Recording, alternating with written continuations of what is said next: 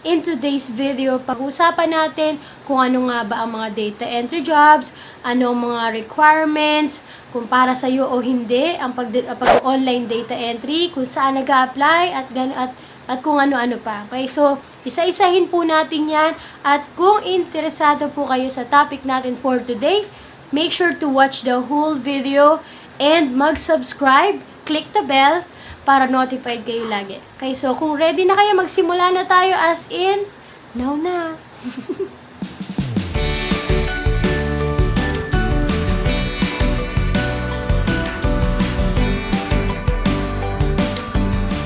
Hello mga kamamshi! Welcome back po again sa channel natin. I'm Sheena Santos, isang home-based mom for many years. And as mentioned in today's video, pag-uusapan natin kung ano nga ba mga dapat nating malaman sa data entry job online or online data entry. Yeah, marami po kasing nag-request nga na gawa natin ng content kasi marami yung gustong matuto ng data entry. Although, for sure, alam nyo naman na yung idea ng data entry. Kaya lang, gusto nating ma-elaborate pa kung ano nga ba yung mga trabaho nito, kung ano yung mga requirements na kailangan nyong malaman, kung saan kayo pwedeng mag-apply, at kung ano-ano pa. So, iisa-isahin natin yan. Okay? So, ano nga ba ang data entry job? From the word itself, data entry, or paglalagay, pagpasok, encode ng information sa system, or sa computer, or sa internet, sa database, so ganun. Kasi normally, typing yan eh. So, kailangan talaga merong mga sinusunod na batayan sa pagda-data entry job. So, hindi porket data entry mamani-maniin nyo na lang kasi although basic skill siya at for sure madali lang yan para sa inyo, meron ding mga bagay na kailangan pa rin tayong sundin at hindi nyo dapat ipagwalang bahala. But just to let you know, dito po sa channel natin, sa Home-Based Mom Diaries, nagsishare tayo ng mga experiences, tips, advices, guides, walkthroughs, at kung ano-ano pa tungkol sa pag-online job ng isang home-based mom. Ganun na rin po sa buhay ng isang home-based mom. Okay? O, paano nga ba ang data entry? Depende yun sa clients kung ano ipapagawa nila sa'yo or kung paano nila gustong gawin mo yung mga iuutos nila. For example, magpapadala sila sa iyo ng mga scanned copy, yung mga PDF files, kung familiar na kayo sa ganyan. For example, ito, meron akong ipapakita. Well, actually, quiz lang to ha. Reviewer lang to ng anak ko. Pero, yung idea is the same. So, meron sila madalas ng mga written documents, yung mga sinusulat nila. Tapos, i-scan nila, ilalagay, isi-send sa'yo sa, either sa email, o kaya minsan sa messenger pa nga sa ganun. Kaya, share lang sa'yo yung file. Tapos, isusulat or itatype mo siya sa Microsoft Word o kaya sa Microsoft Excel or sa Google Drive kung marunong na kayo, sa mga Google Docs, Google Sheet. So, ganun. And then, meron pa nga yung mga ganito, for example, ayan, mga calling cards. So, pwedeng isasama-sama niya yan sa isang papel, tapos pagsasama-samahin, i-scan, tapos i-send sa'yo. And then, ilalagay mo yan sa Google Sheet o kaya Microsoft Excel. So, lalagay mo yung kung ano yung information. Let's say, yung company name, yung phone number, yung email address or address, yung physical address, at kung ano-ano pa. So, ganun. Ilalagay mo yun sa system, sa computer, tapos isusort mo yun, ipa-file mo. Okay? Now, meron pa yung, for example, yung magre-research ka. That's why, yung web research at data entry, parang they walk hand in hand. Parang ganun. Magkasama yan eh. Let's say, sabihin sa'yo ng client, Sheena, paki-research mo nga yung mga hotel sa California o kaya yung mga business establishments na malapit sa ganitong hotel. Yung mga ganon. Tapos, ang gagawin mo is, syempre, magsa-search ka sa Google. Tapos, kung ano yung mga makita mong information. For example, ABC Hotel. Ganon.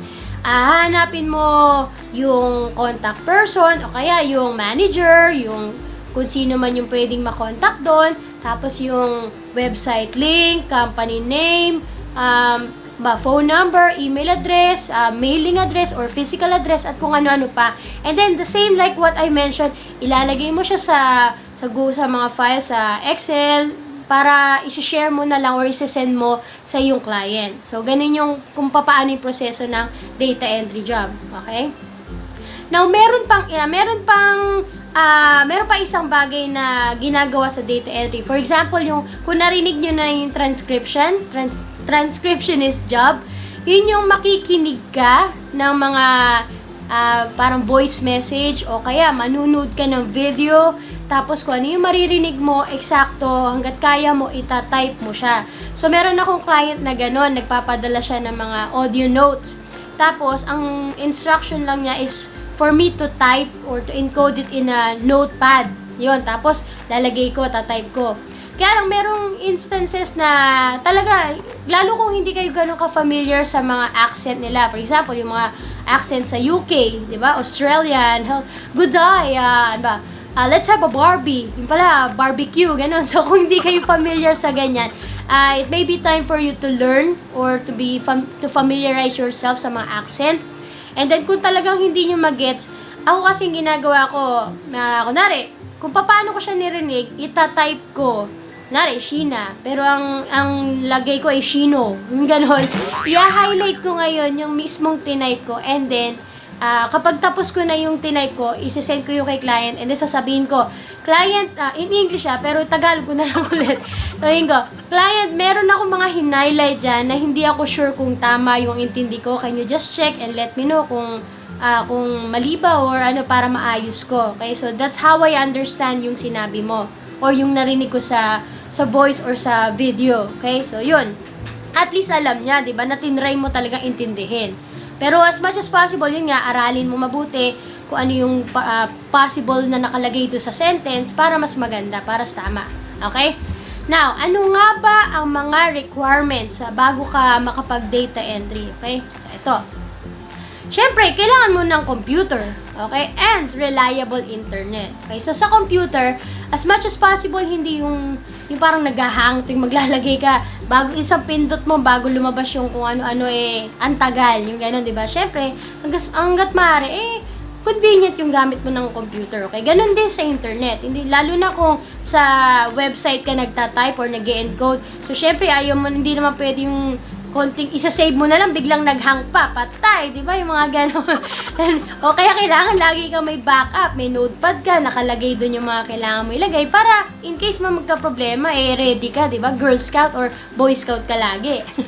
Ayun pa, isa pa, yung kailangan, marunong ka or hanggat maaari magaling ka sa mga Microsoft Office. So, familiar naman siguro tayo sa Word kasi pinag-aralan naman din niya sa school. Yung Microsoft Word, Microsoft Excel, Microsoft PowerPoint, yon. Sa Excel, honestly, hindi ako ganun kagaling kasi meron doon yung mga format, di ba? Yung mga formula. So, pwede naman ding aralin yan sa Google. Marami namang tutorials din sa YouTube o kaya sa Google nga. Yun, alamin natin kung paano yung mga formula kung kailangan. Okay? So, as long as you can enter information, so kung ano man yung kailangan ni client, aralin lang natin. Okay? Para mas gumaling yung ating performance sa trabaho. Ano pa?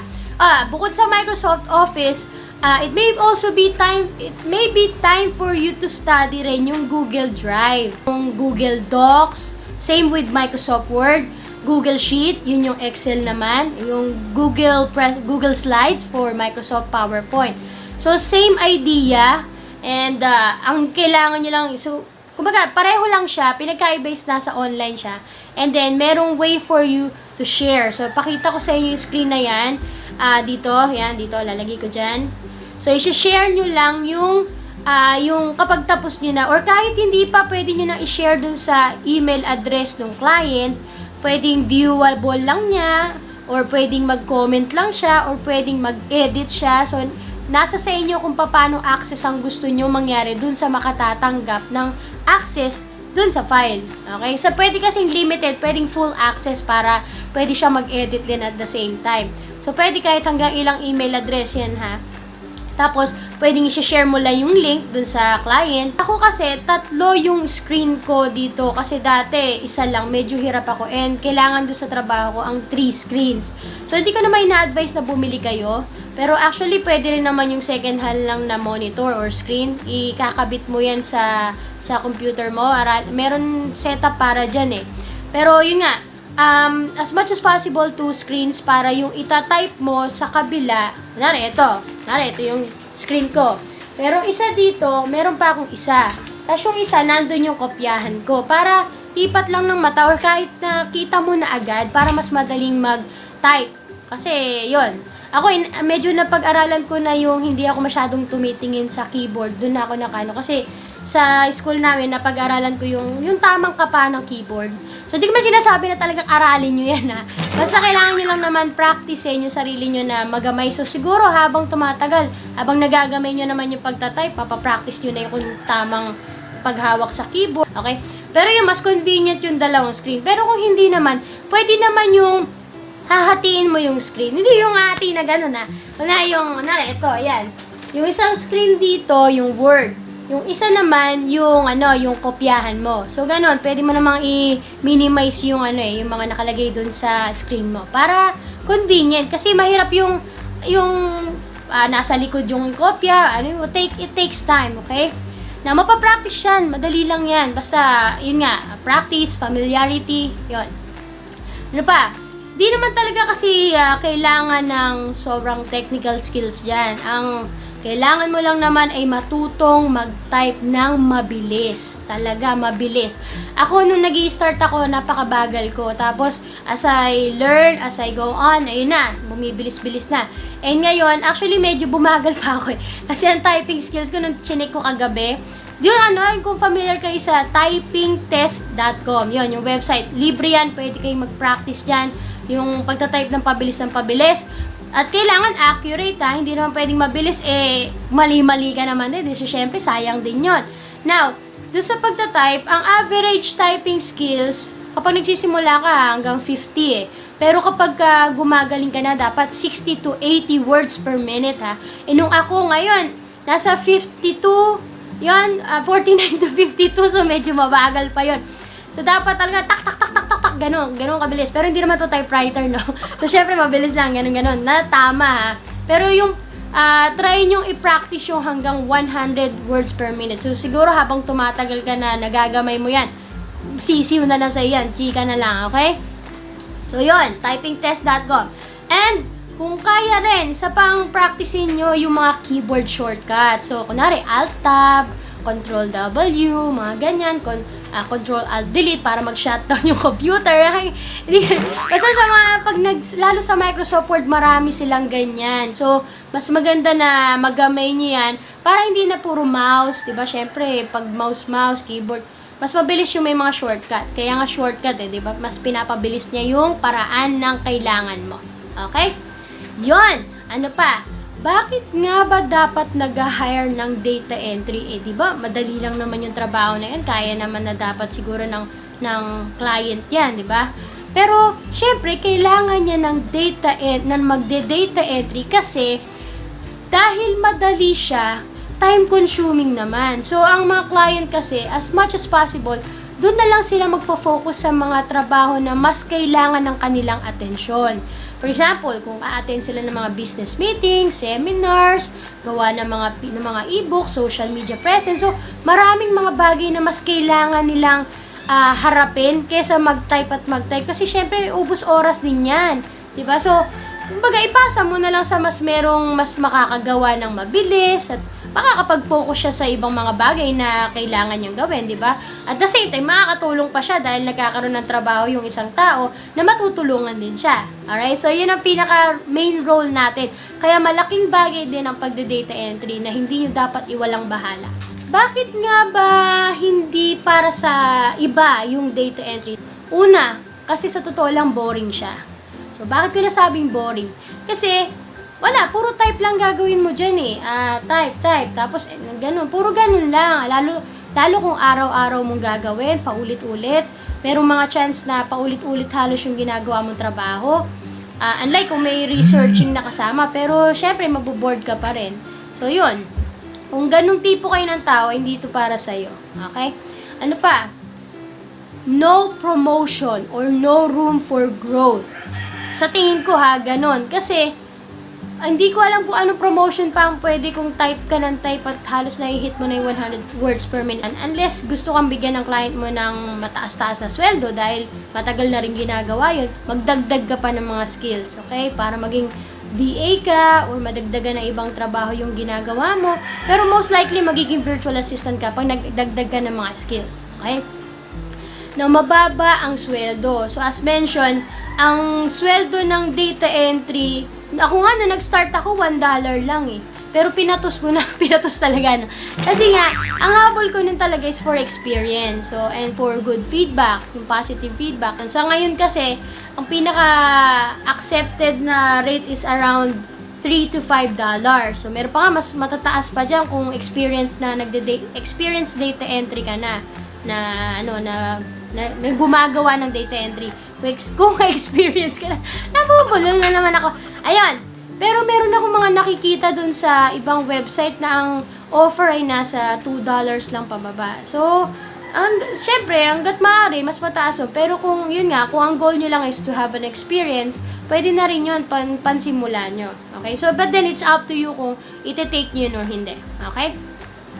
Now, as I mentioned, kung gusto nyo magkaroon ng mas mataas na sweldo, mas mag-improve pa sa current position nyo kung data entry kayo, I really suggest na mag-add na kayo ng mga skills. So, meron tayong mga tutorial na tinuturo dyan for email marketing, graphic designs, ano pa, kung mag-aral ka mag-web, yun nga, yung web research, maaaring gawan ko ng separate video yan, pero yun naman ang idea lang din dun eh. Maghahanap ka ng mga information, tapos ilalagay mo yun sa document, sa Microsoft Office or sa Google Drive tool. So, kailangan lang din talaga doon is madiskarte ka at hindi ka yung nagwawalang bahala. Kailangan magaling ka maghanap ng mga information. So, that's the main idea for web research. Na marami pang pwedeng matutunan na skills as virtual assistant. So, aralin nyo lang yan. Hanapin nyo sa mga videos natin kung paano maging virtual assistant. Okay?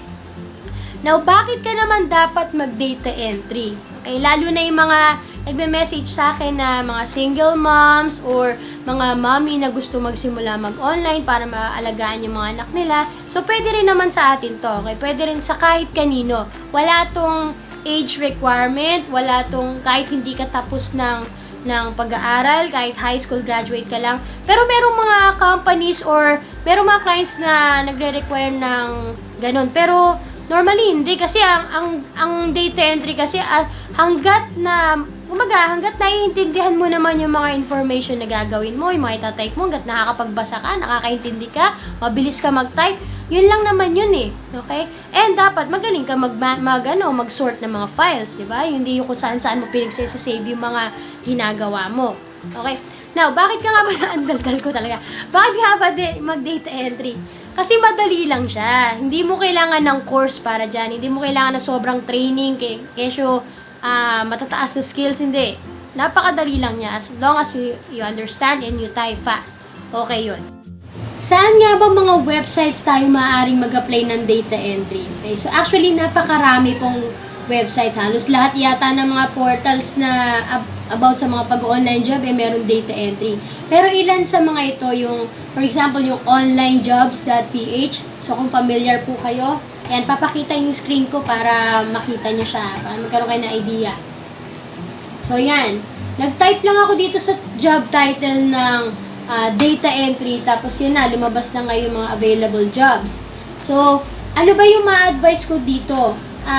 Ako kasi, nag-a-apply ako kapag nakita ko na bagong post yung mga trabaho. Let's say, September 13, September 12. Pero pag September 12, medyo alanganin na ako eh. Gusto ko hanggat maaari yung mga kapo-posts lang. Okay?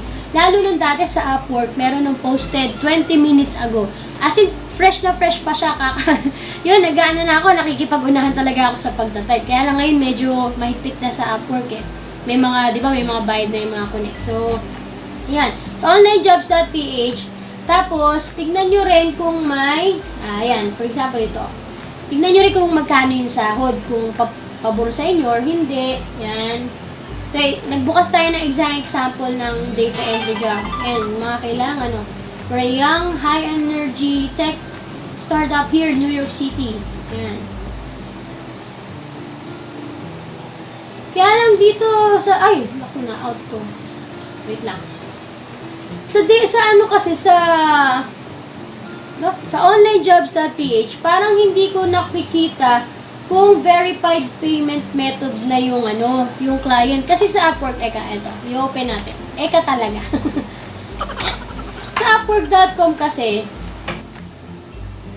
ayan. So, dun sa inyo na may mga Upwork profile na, ayan, ganito ako mag-search ng trabaho dyan na.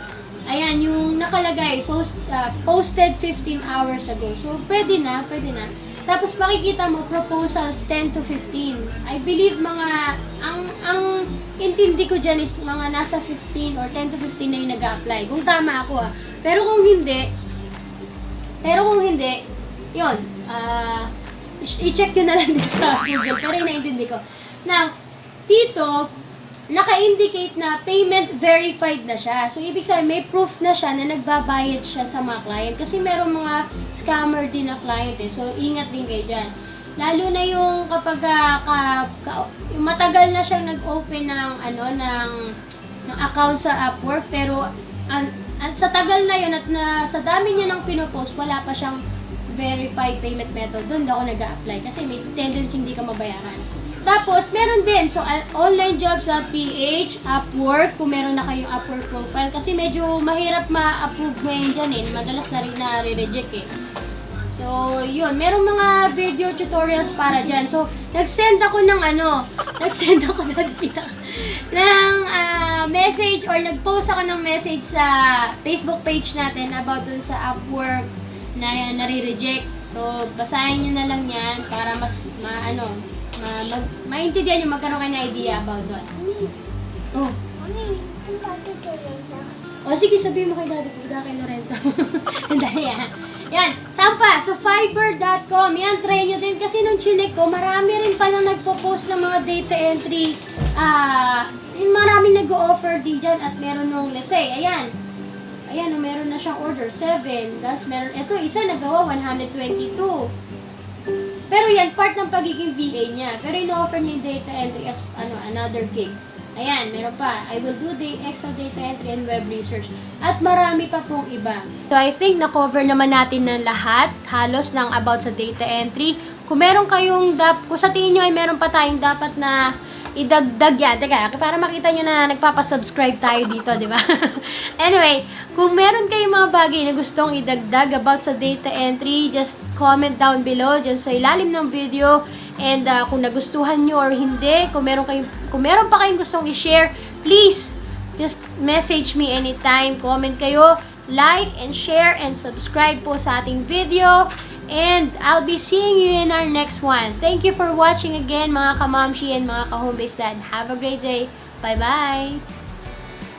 More about the different home-based job opportunities, make sure to click the subscribe button and hit the notification bell so you'll be first to get updated. Thank you!